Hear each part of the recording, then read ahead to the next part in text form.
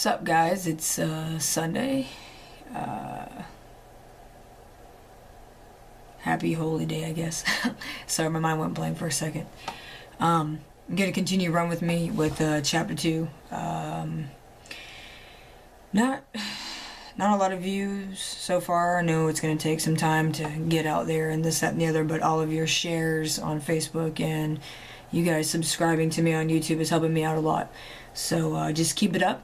I guess pass it on, and whoever is bored with their life can come and sit down and listen to me read a book that I wrote. So I'm gonna go on with chapter 2 with Run With Me. Title is Let the Sleeping Dogs Lie.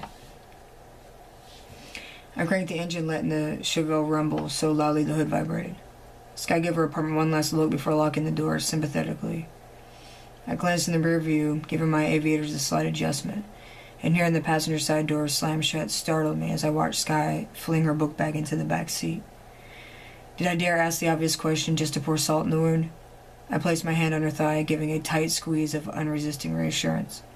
A fond smirk pulled at the corner of her mouth as she overlapped my hand with hers. So, where to from here? I asked daringly. Back home to Westco. There's supposedly a tractor pull going on tonight that I'm just dying to attend. It's almost a 5-hour drive, so I'll make good timing. I flashed a smile, snapping back the gear shifter, breaking away from the curb.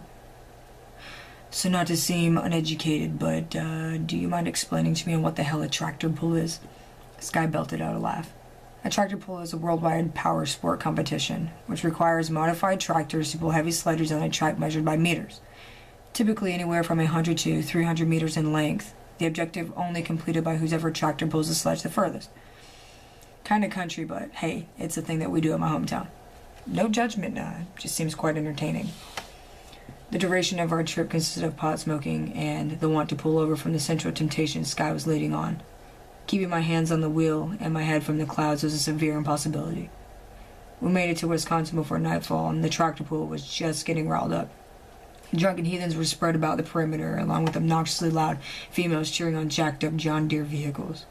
Wasn't exactly my scene, but Sky seemed pretty pepped over the madness. Wandering around trying to find a way to smuggle some alcohol, Sky looked through me, giving a rather large smile. I turned to follow her eyes when I saw a girl running in our direction at full speed. She clashed into Sky like they haven't seen one another in quite some time. "Oh my God, Erica, how have you been? This is my boyfriend, Mally." I shook the stranger's hand, returning her overbearing greeting. They stood conversing about past times while I continued scanning the crowd for some booze. "Hey, what are the chances of scoring some alcohol around this place?" I directed at Erica. Her expression turned rather mischievous.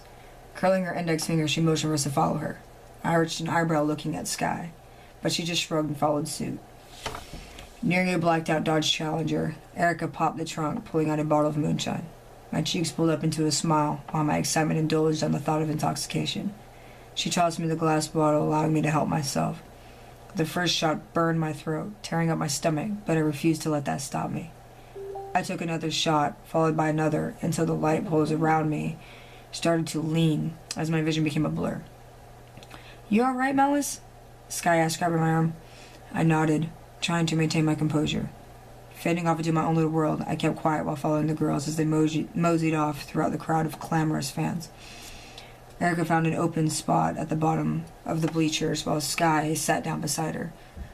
I instead chose to lean up against the fence to assist my weight and balance. We caught the middle of a race by the time we had made it back, and an overbearing sound of roaring engines perforated my eardrums. I looked over my shoulder, seeing Sky talking with Erica, eventually meeting my gaze. In mid-conversation, she flicked an eyebrow, giving me a lascivious grin in response to my intense ogle. My lust for her burned like a fire with infinite oxygen, and no matter how hard I tried to keep things kosher, it never really turned out that way. I pulled my attention back to watch another race when Sky's jeer broke my attempt. I immediately turned back towards her direction, seeing both her and Erica jump from the bleachers. As my eyes followed, I witnessed a male of Spanish descent approaching Sky in a dominant manner. Right away, I became territorial while ignoring my insobriety. "What the fuck are you doing here, Dom?" Sky shoved him in the chest. He laughed tauntingly, rubbing the area she just assaulted. "I do believe this is a public, event, Sky." "Well, You have a lot of nerve even showing your stupid face, Erica scoffed. At this point, I began to realize this Dom guy must have been some past relation of Sky's. Oh, so your bitch here speaks for you now. Go fuck yourself, Sky scorned. I myself didn't want to meddle into something I obviously had no business in. But considering the fact this asshole ruined my buzz, I figured that was enough motive to intervene. Hey man, what the fuck is your problem? His eyes flickered towards mine as his brows furrowed in agitation. And you are? Oh, wait. Let me guess. You're Sky's little fuck toy, is that right? His eyes switched back towards Sky's. Ha! You would throw out some middle school insults, wouldn't you, Dom? He again threw his head back in juvenile laughter, making the muscles in my jaw tighten. All I could think of was Charlie fucking Bradford. Sky, he is just adorable. Just remember who had you first. And I know damn well he and I differ. I'm certain there's a part of you that misses me. Maybe even at times I cross that mind of yours, he glared. Correction, the only thing I miss is you being gone. And secondly, Malice is my fucking boyfriend, not my fuck toy.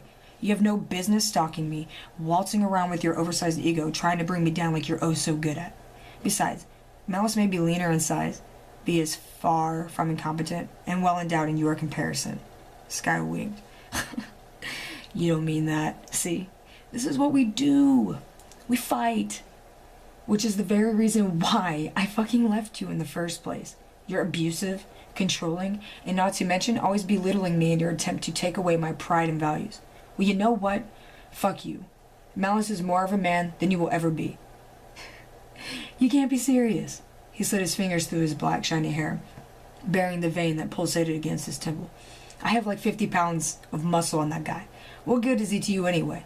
Sky lurched forward with a death punch to his jaw. He isn't you, asshole.